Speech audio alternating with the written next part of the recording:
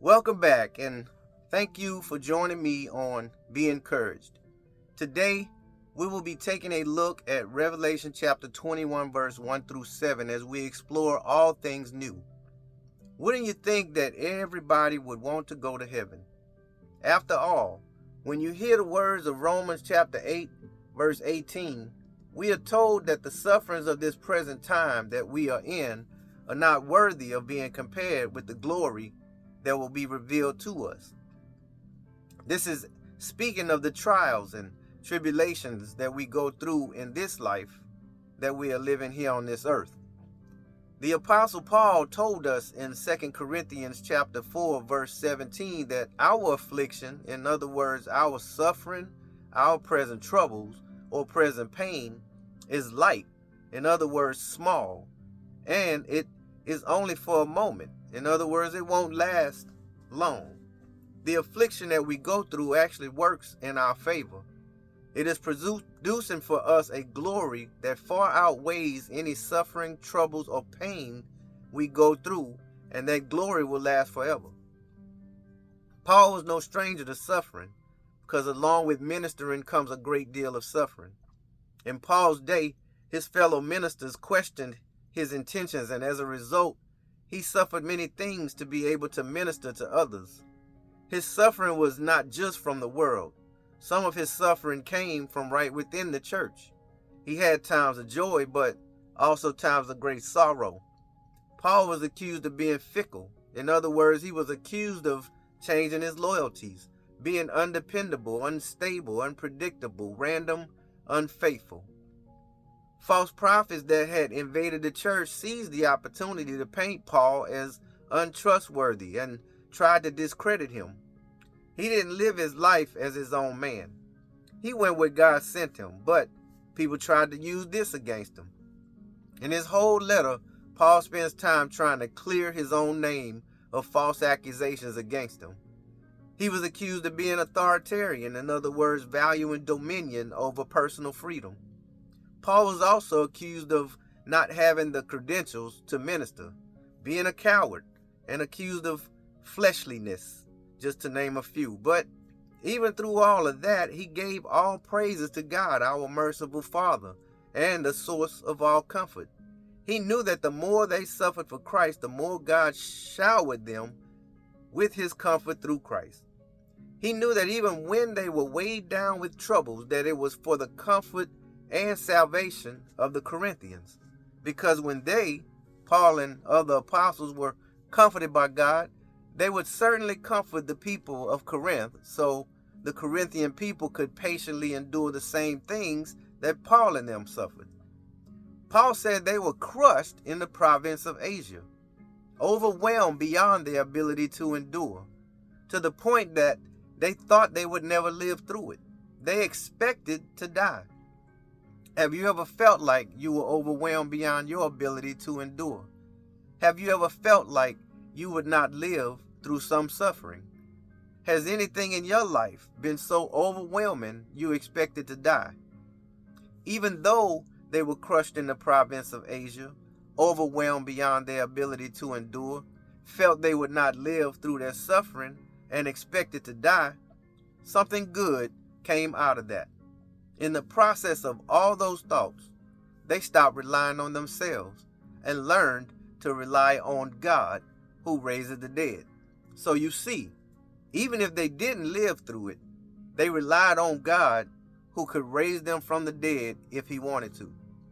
God rescued them from mortal danger, and they knew that God would rescue them again because they placed their confidence in God.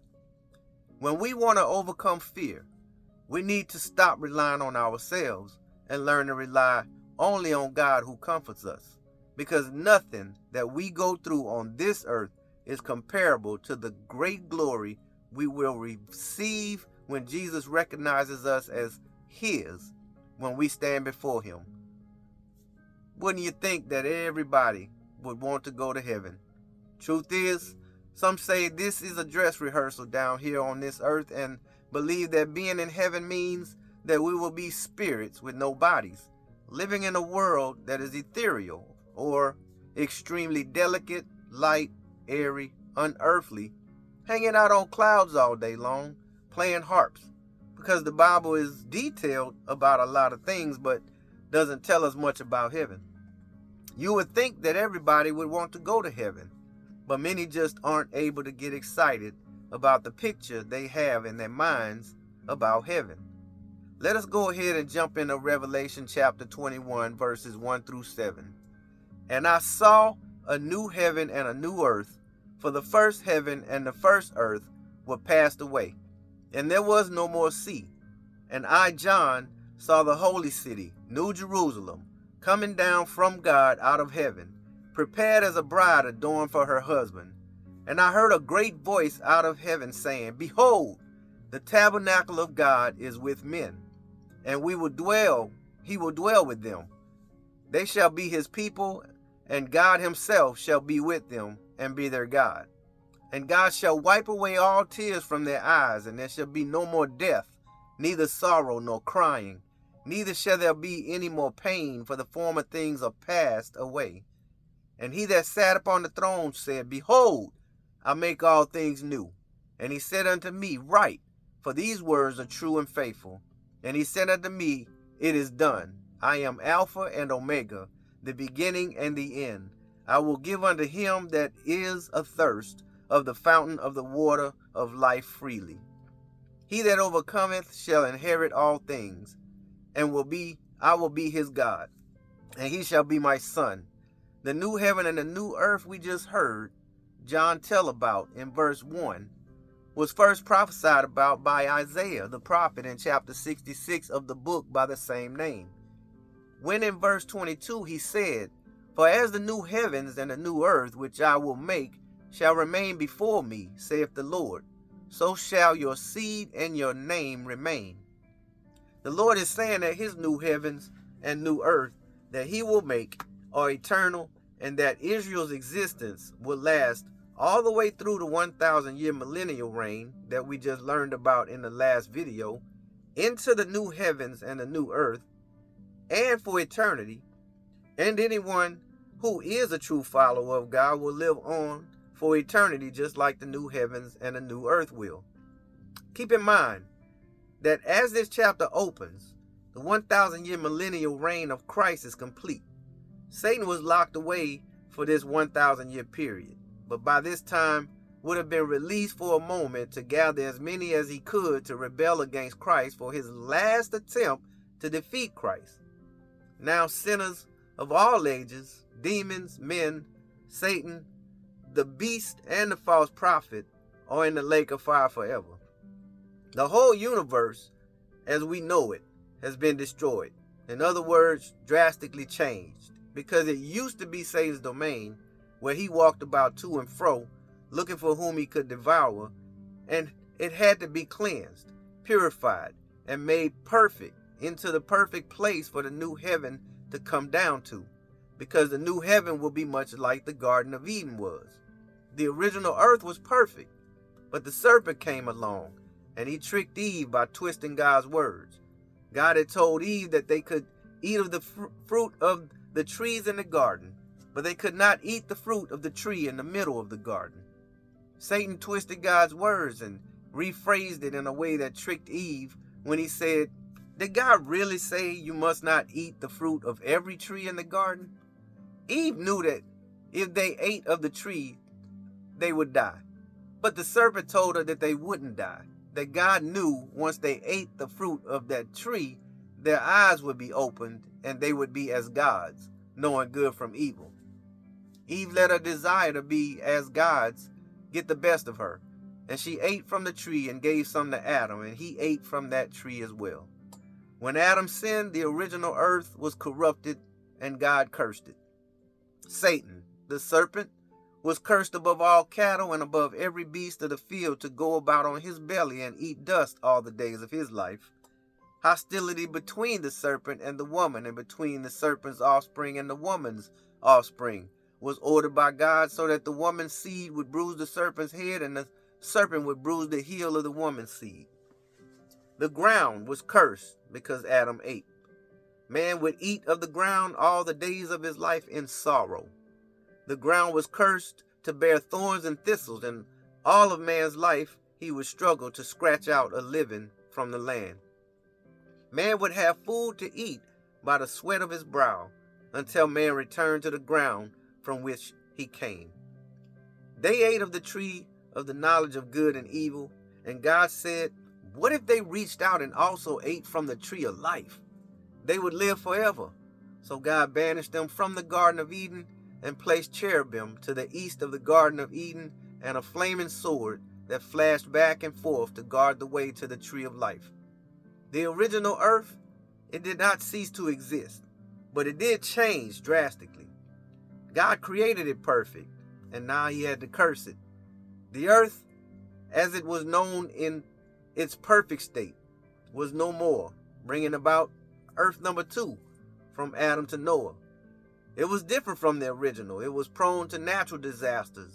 There had been no bloodshed on the earth because animals lived in harmony with each other and with mankind, and now some animals became meat eaters, a threat to each other and a threat to man. Everything was good to eat except the fruit from the tree of the knowledge of good and evil in the middle of the garden. And so, since the curse, some plants and animals were poisonous to eat. All that Adam had to do was tend the garden. Everything was provided for them, and after the curse, Earth 2 brought nothing but problems, where man had to fight against nature to make a decent living. People after Adam were born into sin and rebelled against God. Things just got worse and worse until God decided he needed to destroy the earth by a flood. When you hear the word destroyed, we tend to get the idea that the entire earth was destroyed and created again, but that's not how it went. Yes, if you look at 2 Peter 3, it does tell us that they deliberately forgot that God made the heavens long ago by the word of his command, and he brought the earth out from the water and surrounded it with water. Then he used the water to destroy the ancient world with a mighty flood. And by the same word, the present heavens and earth have been stored up for fire. They are being kept for the day of judgment when ungodly people will be destroyed. The current earth will be destroyed with intense heat. But in the same context, yes, the flood in Noah's day did flood the whole world, but it didn't totally destroy the world. In other words, the earth of Noah's day did not cease to exist, or Noah and his family and the animals 2 by 2 would have had no earth to inhabit after the flood was over. God actually does love everything that he created. He is determined to restore his creation back to the perfect way he created it in the first place. So, just like destroying the world by flood didn't totally obliterate the earth that God created, it did change radically to bring about Earth 3, the one we currently live on, that will be destroyed. Not cease to exist, but change radically as well, but by fire this time, and will destroy ungodly people. The earth as Adam and Noah knew it from the time of Adam to the flood of Noah's time is no longer the earth that we live on now. The earth as we know it now began after the flood and will go on until Jesus returns. Revelation chapter 6 verse 12 tells us that John watched as the Lamb broke the 6th seal, and there was a great earthquake. The sun became as dark as black cloth, and the moon became as red as blood. Then the stars of the sky fell to the earth like green figs falling from a tree, shaken by a strong wind. The sky was rolled up like a scroll, and all of the mountains and islands were moved from their places. In Revelation chapter 16, verse 17 through 21, we are told that the 7th angel poured out his bowl into the air, and a mighty shout came from the throne in the temple, saying, "It is finished." Then the thunder crashed and rolled, and lightning flashed, and a great earthquake struck. The worst earthquake since people were placed on the earth. The great city of Babylon split into 3 sections, and the cities of many nations fell into heaps of rubble. So God remembered all of the Babylonian sins, and he made her drink the cup that was filled with the wine of his fierce wrath. And every island disappeared, and all the mountains were leveled. There was a terrible hailstorm and hailstones weighing as much as 75 pounds fell from the sky onto the people below. They cursed God because of the terrible plague of the hailstorm. So we see that the earth will drastically change again from these earthquakes and hailstorms, which will bring about earth number 4, which will be the earth of the 1,000-year millennial reign. During the 1,000-year millennial reign, the earth will once again be abundant and lush with vegetation. Isaiah 30 tells us that then the Lord will bless you with rain at planting time. There will be wonderful harvest and plenty of pasture land for your livestock. The oxen and donkeys that till the ground will eat good grain, its chaff blown away by the wind. In that day, when your enemies are slaughtered and the towers fall, there will be streams of water flowing down every mountain and hill. The moon will be as bright as the sun, and the sun will be 7 times brighter, like the light of 7 days in one. So it will be when the Lord begins to heal his people and cure the wounds that he gave them. Amos chapter 9 tells us that the time will come when the grain and the grapes will grow faster than they can be harvested. Then the vineyards on the hills of Israel will drip with sweet wine. He will bring his exiled people of Israel back from distant lands, and they will rebuild their ruined cities and live in them again. They will plant vineyards and gardens. They will eat their crops and drink their wine. We are actually living on earth number 3, where currently all of creation is in slavery to corruption. Earth 4 is the millennial earth. It will be partially free from the curse until Satan is released one more time to gather people to rebel against Christ and try his last hand at victory in a battle he has already lost and is cast into the lake of fire forever, bringing us to earth 5, the eternal earth that we are learning about today. Now we see John begins to give us a description of the New Jerusalem. He sees the New Jerusalem coming down to the new earth out of heaven from God. The fact that John sees it coming down out of heaven is an indication that it definitely already existed. But it is seen coming down from God on high to the new heavens and new earth. New Jerusalem is the place where Old Testament saints, tribulation saints, anyone converted during the millennial reign will live. These people make up the bride of Christ that has been mentioned in videos past. So New Jerusalem is the bride as well. In other words, the church. John sees the New Jerusalem coming down prepared as a bride adorned for her husband. In other words, the holy city that isn't actually heaven, but it's called heaven because everyone that will live in it, including the church and the redeemed from all ages, will be holy. John sees it come down, adorned, and prepared for her husband, Jesus Christ, to live eternally in the Father's house, in God's house, who we are told in verse 3 will come to live on the new earth as well when it says that the tabernacle of God is with men. God will be among his people. That picture that most people have of us being spirits with no bodies in an ethereal world, hanging out on clouds, playing harps, and can't seem to get excited about is not accurate, because the redeemed will have new bodies on an earth in a new earth in the New Jerusalem in Jesus and God's presence.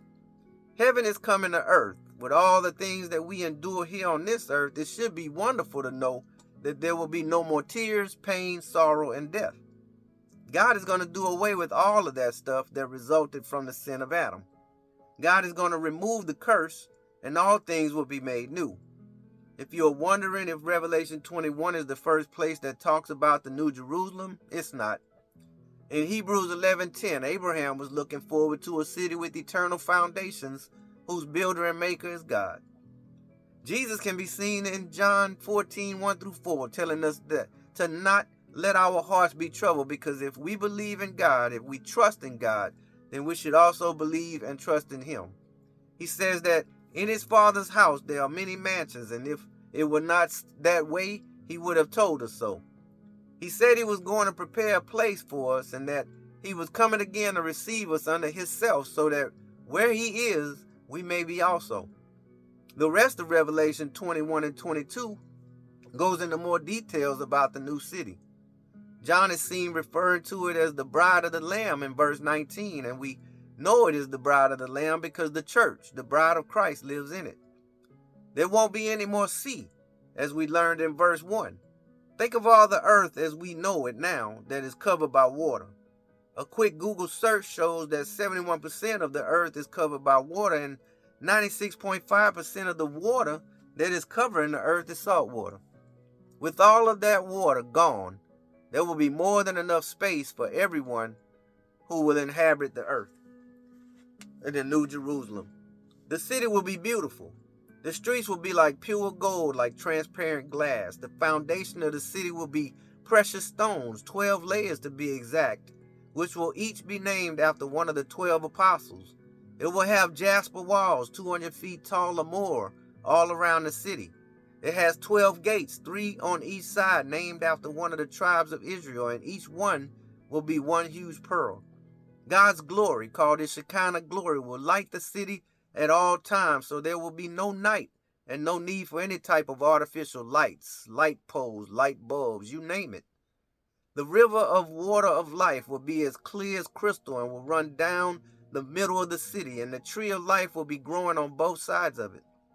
On the tree of life will be 12 manner of fruit that will produce a different fruit each month. That definitely doesn't sound like an ethereal, extremely delicate, light, airy, unearthly, hanging out on clouds all day long, playing harps world that we will be living in. But what will we do there? All we know is in verse 3 of Revelation 22 is that we will serve him, and one of the ways we will serve is as bond servants. So that's some kind of work we will be doing. Maybe that's the time when we will play harps, as we spend some time praising, worshiping, and singing psalms. We will be reigning with Christ, so obviously we will have to be reigning with him over someone. But the Bible is pretty silent about what we will be doing in detail. We do see in verse 24 through 27 of chapter 21 that there will be nations living outside the New Jerusalem, and verse 2 of chapter 22 gives us an indication that the people of those nations will have fleshly bodies, because the tree of life, rather the leaves of it, are supposed to be used to heal the nations. Up until this time, no one has been able to see God's face and live. Probably one of the greatest things, or should be the greatest things, that will come from all of this is that we will actually get to see God's face, because we will finally get to fellowship with him in heaven when all things are new.